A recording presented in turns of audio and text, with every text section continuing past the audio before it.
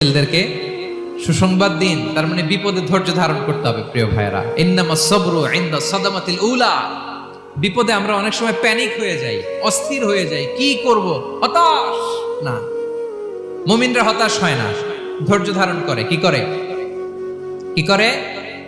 ধৈর্য ধারণ করার শক্তি দাও গো মেহেরবান আমায়, দাও গো মেহেরবান। পড়েন, ধৈর্য ধারণ করার শক্তি দাও গো মেহেরবান আমায়, দাও গো মেহেরবান। সবাই বলুন একসাথে, ধৈর্য ধারণ করার শক্তি দাও গো মেহেরবান আমায়, দাও গো মেহেরবান।